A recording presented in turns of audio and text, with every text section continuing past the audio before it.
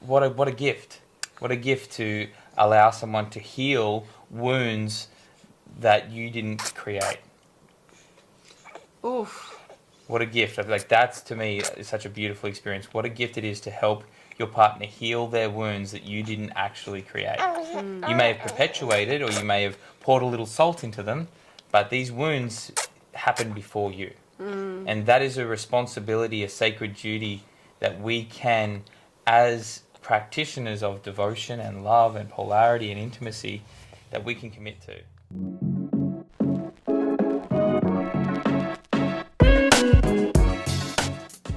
Yo, lovers. Welcome to Sex, Love, and Everything in Between. We're the O'Neills. You're here with Meg and Jacob. And this is the place we have really uncensored conversations about sex, intimacy, and relationships.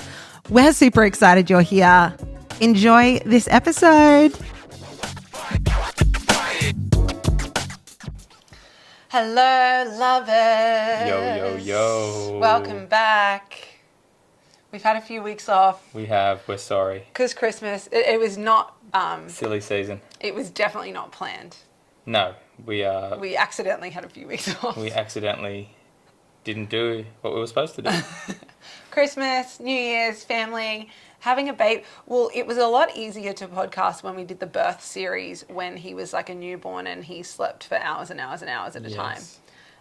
So now he's a little bit bigger. Yeah, and we're just finding our way with podcasting and creating content for you. Because we work on our own schedule, like holidays aren't... Like when other people are on holidays, it doesn't feel like holidays for me, but yeah, it was like trying to be on holidays as well. It's a really funny sort of situation. So we dropped the ball, but we're back. We're here. Thanks for being patient with us. And we're getting into it. I like the idea of like, if you, like, I know podcasts I listen to and like know when they come out, and then when they don't come out, I'm like, what? Or like a TV series or something. I'm like, if that was you, I love that. I love that you're so committed to our podcast every week. Wow. But we're sorry for not creating content for you for like 2 or 3 weeks. You want to get those TV series done before we sell our TV? I know. Okay, before we get into today's topic, which is going to be all about accepting your partner for who they are, I saw this really cute reel on Instagram last night, and it was this family for Christmas had bought their kids, or like Santa had bought the kids like a 90s style TV, so one of those small like box kind of things. And then also the other big package was like a huge amount of VCRs, so like videos. And I don't know if they had a TV, but like the kids were really, really excited, and they're putting all the VCRs, they're all like Disney movies and stuff. And I told Jacob about it, and Jacob was like, let's get rid of our TV. Let's sell it. Let's sell it. We're selling it. And we're already not doing screens after 7 p.m. 7:30. Which is stretched a little out to 7:30. But now we're probably going to get rid of our TV. I'm excited for it. We didn't have a TV for the first like 6 years of our relationship. Yeah. It's probably only been the last 3 or 4 years. And we've really made up for it. Yeah, we love some Netflix, don't we? And some Stan and some...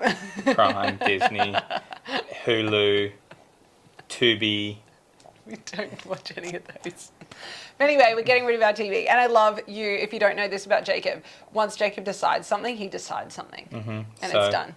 If anyone wants a 50-inch Sony flat screen, there's going to be one on Facebook Marketplace. It's probably already gone, actually, by the time this comes out. So you missed out. Sorry. You're out of the know. And if you like my Love is Blind commentary on Instagram, I'm sorry, that's no longer going to be the case because we don't have a TV. And we will not be watching TV on our laptops, will we? Don't you dare think. You've already thought about that, haven't you? I knew you'd already thought about that. Okay, anyway, let's move on. Okay. Accept me for who I am, a trash TV-loving gal. Yes, that is my practice. Yeah. My ongoing practice. I was going to really flow into that, but let's just park that there. And so much for getting straight into it. Well, also now that we have a small child, we have to, yes, we're kind of on the clock with that episode. So if you hear us talking really quickly, it's because we feel like our son is about to wake up. Polarity. Masculine, feminine. Stop. Let me do. No. Don't do it. We're going to talk about weaponizing polarity later on in another episode. Yeah.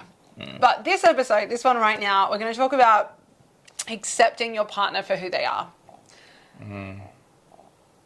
Oshi's little snores in the background are so cute right now. Incredibly cute. Anyway, accepting your partner for who they are. I feel like this is one of the deepest gifts we can offer our partner in relationship. This is like truly, truly accepting, truly accepting who they come to the relationship as.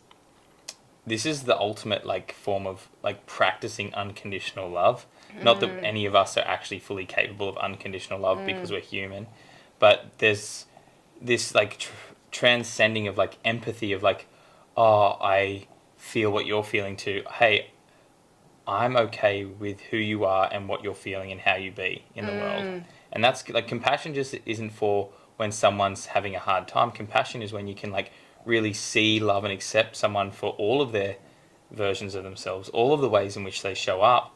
And this is like by far one of the most incredibly healing things as well in a relationship, because that part of your partner may never have been allowed to shine or present itself to the world based on the insecurities of their parents or the bullying that they got when they were in school, or the way in which they experienced life as a young child when they learnt that who they were wasn't enough or who they were was too much. Ooh. And this is where if we nail this in relationship, but if we devote ourselves to offering this to our partner, because it truly is an offering, to offer this experience in partnership where our partner feels like they can be themselves and they're accepted for bringing themselves to the relationship. When we offer that to them, this is where relationships are deeply fucking healing and life-changing. And kind of what they're meant for, in my opinion. I feel like this is the whole premise of a relationship, is to be loved and seen for who you really are. And there are so many spaces, and maybe this isn't, well, I'm sure a lot of you listening to this don't have as many spaces in your life where you don't feel like you can show up as you. Like, I'm just thinking of my life 10, 12 years ago. There were so many places in my life, probably every realm of my life, I didn't feel like it could be me. You know, I had to feel like I put masks on when I went to work. And then when I'm with these family members, I couldn't show this part. And when I was in this relationship, I couldn't show this part. And now I look at my life and I'm like, I feel like I can show up and bring the fullness of me in every aspect. And if there is a place or a room or a relationship where I don't feel that, I close that door. I do not walk back into that room. And so given that we do live in a world that we're not really taught or we're not really accepted for who we are, again, we can create this experience for our partner where our relationship becomes a place they can rest into themselves. Like, it comes a place where it feels rejuvenating and life-giving because they're not exhausted by putting on all these masks or caging up parts of themselves or diluting parts of themselves or trying to be something else. Like, this is where relationship and who we are for our partner can become replenishing, nourishing, nurturing, rejuvenating, life-giving. And in that, like, you, the person that receives that, then feeds their energy back into the relationship, and it's like this beautiful reciprocity. I'm just like really feeling like what it's like to have that level of consistency in a relationship as well, where, like you said, the word devotion. Can you be devoted to the deep and profound acceptance of who your partner is, to allow them the space to remember who they were before the stories and beliefs that they weren't enough if they're a man, or if they're too much if they're a woman, got installed. And this is not a learning, this is a remembering. Like, for me, we just had my birthday this past week, and for the first time I actually felt like I could enjoy myself on my birthday. I got to, like, I felt like you loved me for who I was. And not that you haven't in the past, but it felt like you're in this deep, almost acceptance of how I wanted to spend the day. And this was like, it was such a beautiful moment for me to be like, this is what love feels like. This is what home feels like. This is me remembering the parts of me that I had not cut off, but I had like deactivated. I had powered them down and put them on the shelf. And these are the things that make me fun. These are the things that make me Jacob. And that has allowed more of my expression in our relationship, but also in the world. I just feel more me. And I feel like I'm in my groove, and I feel like I've got a little more fluidity in how I can like move through life. I'm not so rigid. I'm not so stuck. I'm not so weighed down by who I need to be for you, or who I need to be for my clients, or who I need to be for Osh, or who I need to be for my family. It's like, no, I'm me. And I'm the meest me of all me's. And you're the youest yous of all yous, and that's a beautiful thing. And that's only really been made available through the deep acceptance that you've offered me in moments where I brought more of myself online. And even though you might not understand it, even though it might not be comfortable for you, you've been able to be with your discomfort and allow me the space to be myself. I love that. I really want to deepen into that piece around discomfort there, because it's one thing to say, I accept my partner, or I accept you. That's a really easy thing to say. Yes. It's so easy to look into your partner's eyes and say, I accept you for who you are. It's another thing entirely to embody that. Yes. Like, that's a moment to moment practice, and no matter who you are or and who your partner is, there will be a moment. No fucking doubt. I do not believe anyone could be the exception to this. There will be a moment where your partner is something, behaves in a way, brings themselves in a way that makes you uncomfortable, that makes you want to change them, that feels like, ugh. Maybe it's an outfit they wear and you want to go, ugh, I wish you would change those pants, or like, I don't want you to wear that. Or maybe it's the way they do their hair, or maybe it's the way when they're with their friends from their childhood, or the friends they hung out with as a teenager, their voice changes, or... Ouch. That used to be one for me. But all of these things, maybe it's the way she gets really loud in a group, like whatever it might be, there's going to be a moment, no doubt, and I know probably all of you can feel this in your body, where... And I feel like a lot of the time, the discomfort, yes, there's probably things you want to change about your partner around the home, but I think a lot of the discomfort around the things we want to change about our partner's expression and the way they are, I feel like that happens in other, like, when other people are involved in public spaces around, maybe it's like you don't like the thing you're, like, for example...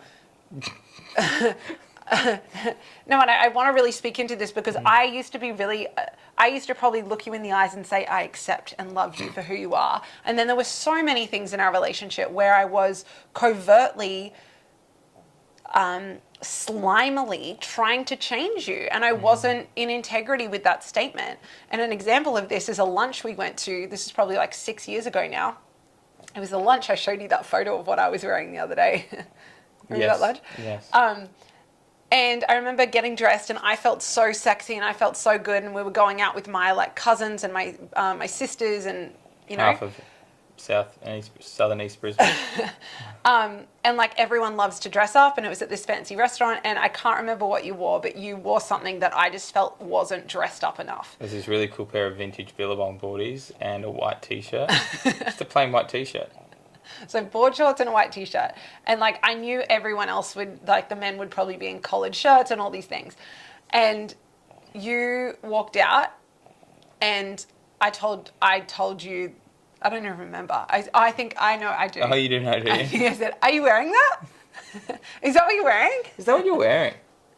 And like underneath that was like, I'm not okay with that. I don't accept what you've chosen to wear. And underneath that was, I don't want to be perceived. I'm attached to you, and I don't want to be perceived. I want to be perceived in a certain way. Yes. That's a huge piece. You're when an we're in extension of partnership. how I'm perceived by the outside world. So if you don't fit how I want to be seen, therefore I'm going to feel uncomfortable.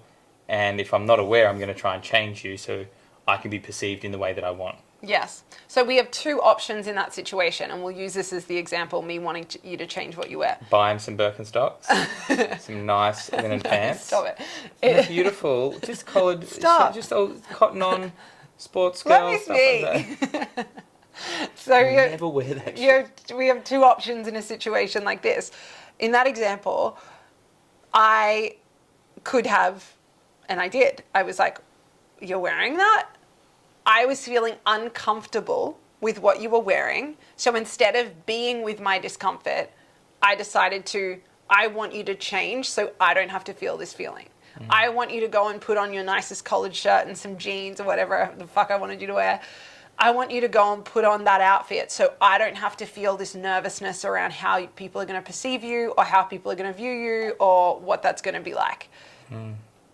That is not in integrity with the statement, I accept you for who you are. If we are truly devoted to this practice of accepting our partner for who they are, we must be willing to feel the discomfort. In a moment like that, we must be willing to go, you want to wear this? Okay. We might even voice it into the space. I feel the part of me that wants to tell you to change right now, but rock it. Get it? Right? It's this devotion to, instead of letting the feeling of discomfort come up and then letting that drive this desire of change, stop doing that thing, stop behaving in that way, stop dressing like that, stop wearing your hair like that, stop being so loud, stop changing your voice, stop behaving in that way so I don't have to feel this discomfort. No, we go, I'm going to feel the discomfort that arises when my partner behaves like that, when they speak like that, when they dress like that, when they cut their hair like that, whatever the fuck it is. I'm going to feel that discomfort so that I can give them the gift of feeling and being deeply held in this field of acceptance. And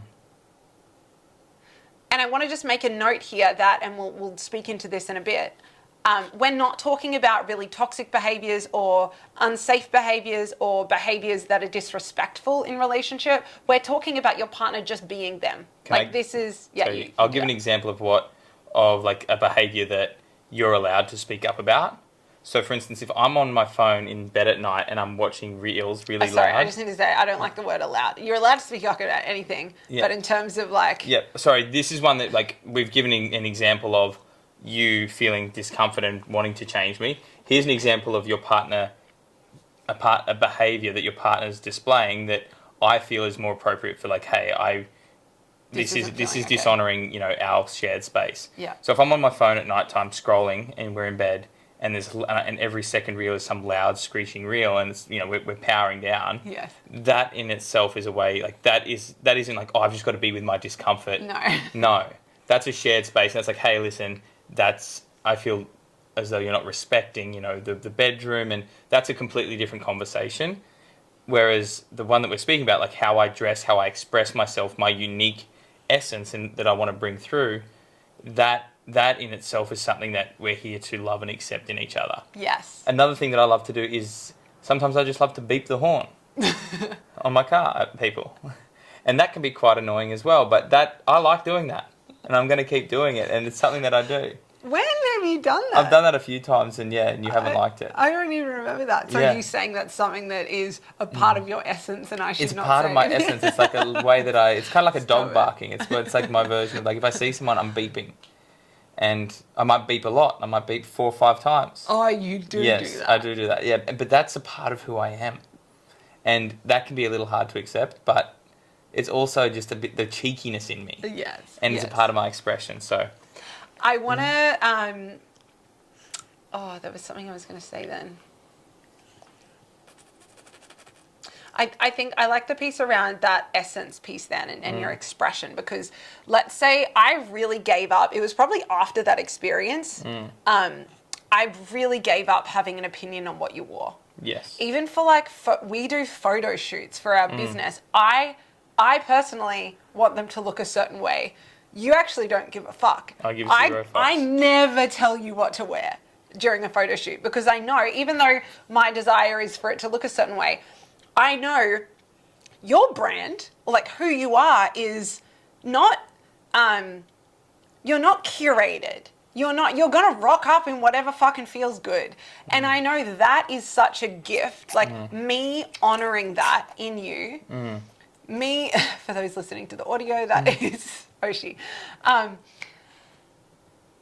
Like me holding you, me letting go of any part of me that wants to or tries to, because sometimes there is still the part of me that might want to go like, oh, I wish you would just put on the fucking shirt when we're in a photo shoot or that. But not acting on that, not bringing that forward, not trying to change you so I feel a certain way or I can have my way. Yeah, what does that fucking feel like? That's like, it's like I can relax. I can relax into the moment, and I'm not constantly feeling like I'm about to be not torn to shreds. That's not it. But I'm not. There's just not going to be like a little dig or a little chip. Like for me, it's not the big like you're going to like judge me or shame me, but it's just those little ones that are like, are you going to wear that? Or and like the discomfort coming through in like little like micro pieces. They're the things that then put me on edge, and then I build resentment, and I'm like, I don't even want to be here. Why I didn't choose this? And then I start to become defensive because I'm not allowed to be who I want to be, and I don't like getting dressed up for certain things. Like, oh, little man, he might need a little bit of booby. That's fine. Yeah. Hey, little man, it's like, I'll give him this for a little bit. There we go. I find that when I'm accepted, I feel relaxed. Oh, no. Hold on, little man. Here we go. Here we go. Here we go. Oi. You're a big boy.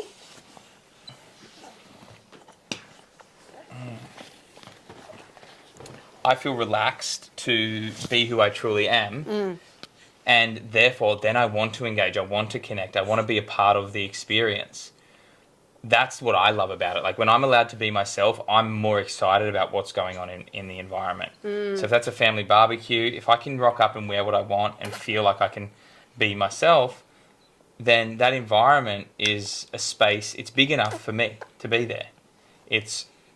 There's enough room for me to be in that space as the version of me that's true. And I think that that's really what I feel everyone wants in their life, is to be able to be who they are, no matter where they're at, no matter who they're with, no matter what they're doing. And I think this is such a beautiful contemplation for anyone listening, if you're in partnership or future partnership, or even contemplating this in your past partnership, where am I not making my partner feel like it's okay to be them?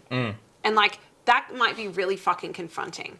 Yes. Right? Where are you covertly trying to control them and their behavior and their expression and their essence and who they are in the world? Like where, and this might be really obvious or really subtle, but the subtle ones are still just as, controlling or harmful, I would say, as, us telling our partner, oh, don't do that. Oh, don't say that. Oh, don't be like that. There can still be some covert, sneaky ways we do this, but we're basically saying the same thing. So, yeah, where are you communicating to your partner that it's not okay for them to be them? And then also, if you're in partnership, bring this to your partner. Ask the question, hey, I would love to know, is there any circumstances or any, when do I make you feel like it's not okay to be you? That's the question. When do I make you feel like it's not okay to be you? Yeah, I'm just like, when do I make you feel? Like, when do you feel it's not okay to be you? I think that's like the essence of it. Yeah, when do you feel it's not okay to be you around me? I reckon you don't like the make you. I don't think you can make me feel anything. But that's I think that's a. But I think, we'll take this, we're not agreeing on this, but I think there's a deep ownership in that too, that like when, let's use the clothing example, if I wouldn't have said, like there were moments where I continued to try and control you, and that created a feeling of you not wanting, like not feeling like you were free to be you in the relationship? Or Yeah. when don't you feel free to be you in our relationship? Yeah. Would that be a better question? Yeah, when don't you feel free to be you in our relationship? That's a great question. That is an incredible question. We're going to write that one down. Say it again. When do you not feel free to be you in our relationship? When do you not feel free to be you in our relationship? Is you asking me that right now? No. No, I'm joking. I don't care. No, I'm joking. That is such a beautiful invitation to share vulnerably. That is the epitome of, like, that is such a well-framed question, and it's done with enough curiosity and not done with any intention to fix, solve, or change your partner. Yes. It's a way of me learning to understand where I can show up better for you in our relationship, which inevitably is for us both. And there is such, like, I feel like we need a whole other episode on this, but the humility it takes to ask a question like that to your partner, the level of ownership and openness it takes to ask a question like that to your partner and be open and receptive to what comes through, to be ready and willing to hear them if they say, oh, when I'm around your family, I always leave feeling I'm not good enough. Or when I'm around my friends, you always make me feel like I'm too loud or I'm too expressive where I'm just having a good time with my mates. Like really hearing, and these are kind of all things, like that one is That one is of, so that's funny. a very real one from our relationship. What did you say to me the next morning after my 30th? Oh, Jacob had his 30th, like, so this is 5 years ago, and I'd never been back home to your house. In Weewall, yeah. I had been back home there, but not with like all your friends and all, you know, and I didn't drink, like we met when I wasn't drinking and like, not that you were like, anyway, the next day I was like, who was that? I don't even know who that was. Do I even know who you are? Again, don't recommend that. I've learned a lot over the last 5 years. Hello.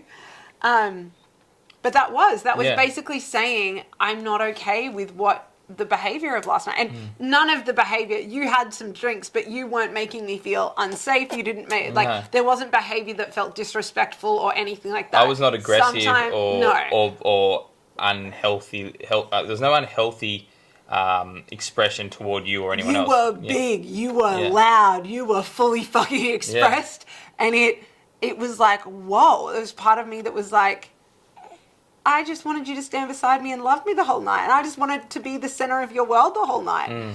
And so that was me wanting to be like, hey, don't do that because I don't feel special. Hey, don't do that because I don't feel like the center of your world.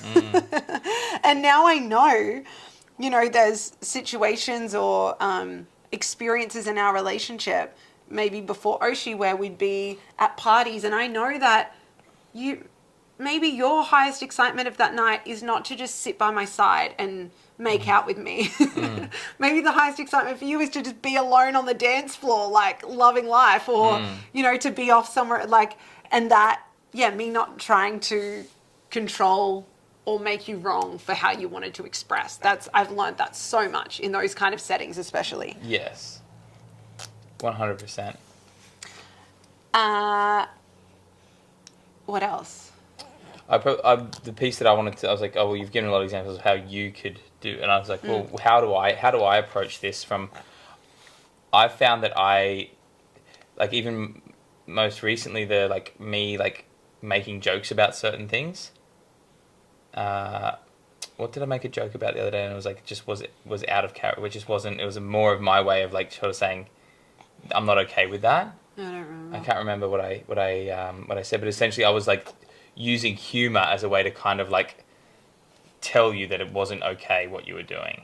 Like I made a joke around, I can't remember exactly what it was, but I made a joke and it was done not to incite connection. It was done to almost like make fun of you, to kind of make you feel less than, or make you like. And that was like, oh, if I beneath what I was doing was like, hey, I want you to change, and I don't know, I can't directly ask for that or project that directly, so I'm going to do it passively, which is something that if you've had the nice guy or the people pleaser mentality in your life as a man, you're more than likely going to try to manipulate or passively aggressively change your partner rather than directly project something onto them. And it's more of a victim mindset that I feel like I've done it at times where I've like tried to change you through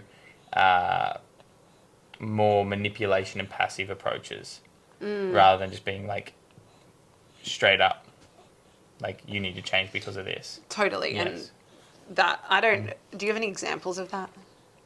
I'm trying to think of one, but I don't have any exact examples. I feel like this has been a big thing. I've probably been more of the one in our relationship, whereas I've been like, I accept you for who you are, but then there's like, for me, this has never played out in a very overt way. It's always been very covert in our relationship, where it's like these small things that I'm trying, or like control. For me, one of my biggest shadows in our relationship has been the controlling part of me. And feeling how she wants to work in and change the way, like this came up huge in when we started working together. The early days before our podcast, where we would do, group courses and things, and you would say things and I would grab your leg, and it was almost like, that's not okay. What you just said was not, you shouldn't say that. You shouldn't express like that. You should express like me. And again, that made you feel, in our conversations, I'm sure you can speak more into it, but like, of course that wasn't going to make you feel free or excited to work with me, because I was saying, hey, don't do that. Don't be like that. Yeah. This is my thing. It's like, oh yeah, we're working together, but you do it how I want you to do it. Yeah. And just to bring it back to like the practice of this, for me then, in our work together, even on the podcast, sometimes there's things you say that, bring up discomfort in me. And instead of like grabbing your leg or asking you to stop the podcast and no, well, I don't want people to hear you say that, or I just now have to be with my discomfort. Like, you're different to me. And that, I feel like my practice in like being with my discomfort around like not trying to control how you express, not dimming or like diluting your essence and your expression and your gifts, has truly then created a field where it's evoked more of your gifts and made you feel safe to bring more of your essence and to deepen and make your expression more fierce and potent in the world and in our co-creations. I just remembered the way in which I don't accept me. Complete and utter asshole to you. Whenever you're playing into the bigness of life, I would inadvertently like try to shrink it, shrink your desire for more. I would like my nervous system like no, and I would be like, are you sure we should do that? Like, or I would like second guess you in that, because I was uncomfortable with the bigness of your of how you wanted to live life. Like you were always able to see possibility, and in that it would trigger my discomfort of like, oh, if we do that, then what will my parents think if we do that? What will my family, my friends think if I do that? That seems reckless, that seems immature, that seems unreliable, that doesn't seem like a very mature thing to do. So I would shrink, I would passive aggressively try to shrink you and say that, hey, you're too much. I remember doing that when we were talking about like back in the day when you were talking about like your sister going overseas with her partner and how excited they were, and I was like, no, I would never do that. I would never go overseas with a partner. And I instantly just shut you down when you were sharing excitedly about something. And that is a tendency that I feel like I've played out many times since then, of like, you'll be excited about something and I can like become quite closed off to the idea of it because it means more work for me. It means I have to like expand again, and I'm like, oh, it's just getting comfortable. Oh, now you want me to be uncomfortable? Oh, how dare you? And I take it personally. And I think I'm definitely don't do that anywhere near as much, but I feel like I have had times, that's sort of the thing that comes up for me. Yeah. Is around like our lifestyle. Like I'm like, oh, we just made it to here and now you want to go again? Oh, we've just done this, now you want to go again? There's always been this beautiful, like expansive, renegade part of you. And that's been something that I had to learn was okay. to have in our life. It was more than okay. It was actually inspiring. And rather than being intimidated by it, I could actually allow it to show me where I was still holding on. So that would be my one. Do you feel that's true? I don't feel that at all anymore. I definitely felt that at the beginning stages of our relationship, but I don't feel that. Yeah. I feel like one of your deepest gifts has been this has been deeply healing in our relationship, that you have held an impeccable field of acceptance for me. Yeah. And I think that's one of your gifts. And I think that is one of my greatest gifts now. But I was so not doing it. I thought I was doing it at the beginning. And in many ways, maybe I was. But for the parts, whenever I felt uncomfortable with your expression, I would do my very best to change how you were expressing. Yeah. In a very slimy, passive, don't do that kind of way. And this also is probably like a direct reflection of our childhoods as well. Like I was the eldest and I was always celebrated for being loud and expressive and on show. Yeah, bud. And for you, I don't think, like, you were more quiet, contained, reserved. And I feel like, like that part of me was something that I was loved and then not loved. And I had to learn how to, like, bring that back online through our relationship, like find my power to stand in who I was, number one, and know when you are projecting something and discomfort onto me, and then also allowing you to see those parts of me as well, and trusting that you will love them or judge them and then love them, like that we're going to move through these things. I remember there was a time in our relationship. Can I just be there? Yeah. I remember there was a time, and this was probably around the time that I told you that the story I said before about the outfit and my family event. There was a time where something happened and I don't even know what was the catalyst for this, but I really realized how much you, in what at the time I would call it your little boy energy, but it was just your excitable energy, the part of you that was like an excited little kid, right? Whenever you were in that energy, I would be like, don't do that. And the word repulsed is too strong, but it was this feeling of like, no, like, where's my man? I don't want the excited boy, you know? And how I would literally make you feel wrong for being in that energy. And so, for example, it's like your 30th birthday. You were excited. You were just in the vibe. You were dancing to the music you loved. You were like just in that. And I made you feel wrong for being in that. I made you feel like, who were you? I don't even recognize you. Basically, like, who is the man? That's not the man that I love. Like, Like I'm saying at myself right now. Like, And I was listening to a John Wineland podcast the other day, and he said something so beautiful, and I might butcher it right now, but it was basically like,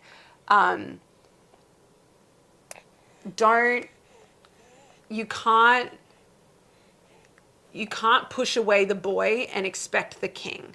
Or you can't make wrong the boy and like demand the king. And that's what it felt like. It was like me being like, be an impeccable king-like man, but then reject the boy. But don't bring me that boy part of you. Don't bring me that little boy part of you. And it's like, oh my gosh. Like, and simultaneously, I was expecting you to embrace and accept and honor the fullness of me, all parts of me. Like, no. Sounds a bit unfair. Totally. And I really, if you're a woman listening to this in a heterosexual relationship, like, really, this might feel so fucking confronting for you right now, because maybe you're listening and being like, oh my God, this is like the deepest thing that I crave from my man. I want him to honor me in my wildness and my chaos and my grief, and when the scared little girl comes out, and I want him to honor and, witness me and all of that.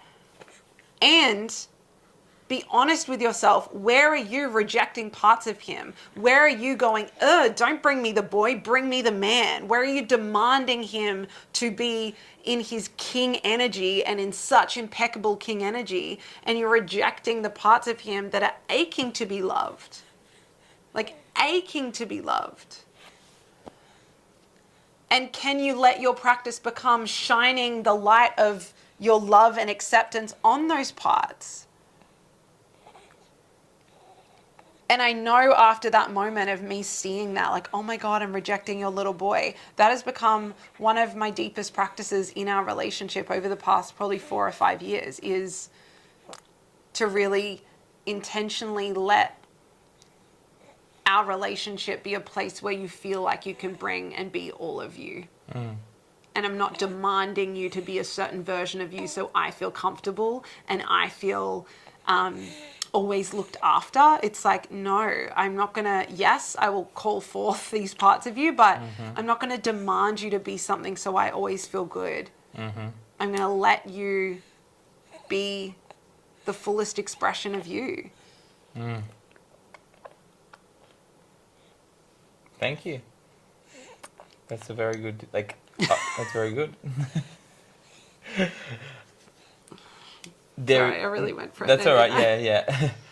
That is the greatest gift. Like that to me is what a relationship is for. Yes, we've got a child. Yes, we go on dates, and yes, we have sex and all those things. But there's something so beautiful about the transformation and the almost like the remembering, like bringing back these parts that I literally disowned because I didn't think they were valuable, or I didn't think that they brought value to other people's lives, or that they didn't bring value to my life. Like the fact that you're helping me remember myself, like that is what a gift.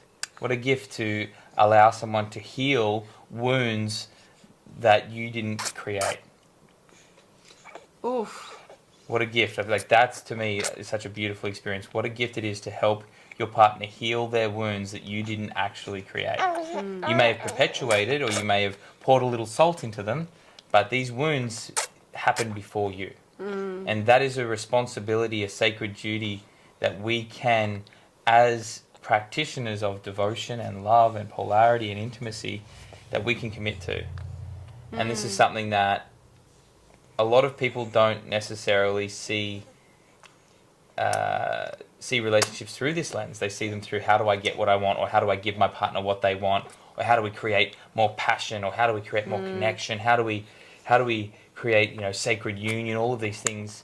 But for me, like the deep healing is what brings all of those results online.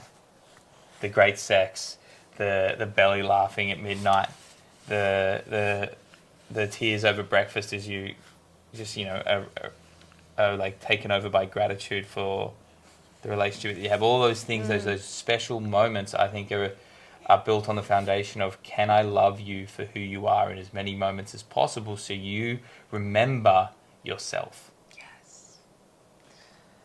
I want to bring this into a close now. Like we said, just coming full circle, it is so easy to look into your partner's eyes and say, I accept you. It is a whole other thing to practice that and live that. And so if you are ready to be in the devotional practice of this, I invite you to notice the moments in your body where you feel this contraction or repulsion or ew or ick. People talk about the ick. Start attuning to that in your body. And instead of immediately feeling that and then trying to externalize that and get your partner to change that thing so you stop feeling the ick, question the ick. Go into the ick. Own the ick. That's yours, not theirs. Right? They're awakening something in you, because this is a beautiful practice. This isn't just a gift to your partner to allow them to be themselves in your relationship. This is you expanding into your capacity for love, right? To love, the verb of loving. And so, notice when that contraction, repulsion, it comes up, and instead of trying to change them so you don't feel that, own that. Be with that discomfort. It can even be brought into the conversation oh, when you said that thing, maybe your partner, you went out to a social experience and usually you would want them, you'd be like, oh, don't say that, or you'd grab them or you'd tell them to be quiet. Like, be with that discomfort. Can you sit at the table and be with the discomfort? And when you get home, can you say, hey, I noticed this part of me when we were out that wanted to tell you to shut up, or wanted to tell you, oh, don't say that, or wanted to tell you to be quiet. And I don't like that I do that. I want to really practice allowing you to be in your fullness, right? You can bring this into the conversation. So not to shame your partner and covertly, like, kind of sneakily say, hey, when we were out, I wanted you to be quiet, but I didn't say it, but now I'm saying it. I didn't say it. Look at me. I'm such a good person. No, but this is the part where you can, if it feels right, to like make it your own practice first and foremost, but then these can be like part of the conversation where you're really you're practicing them together, that you're like, hey, I want to love you better. Hey, and again, this piece around ownership, if you can see already before you even ask your partner the question, where don't you feel free to be you in our relationship? If you sit there and go, oh my God, I can already see all the ways in which I try and change my partner and I don't accept them. Go to your partner and fucking own that. That is such a gift in itself, to go and go, hey, I'm really fucking sorry. I've just realized there are so many ways in which I try and change you or dilute you or make you small. Oshi, you're smiling to that one. Yeah. What do you think? Yes? And own that. Like, own that. There is nothing like ownership in relationship.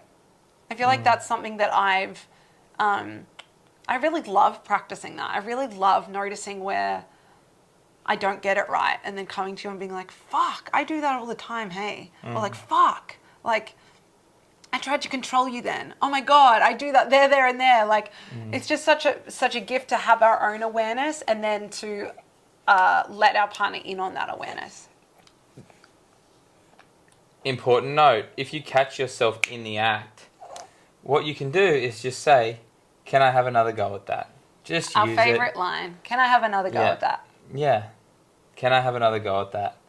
And give your partner the grace and honor their humanity and know that they've got stories as well, and be like, yeah, let's have another go at that. And I've been doing this here. I'm like, okay, scene 2, act.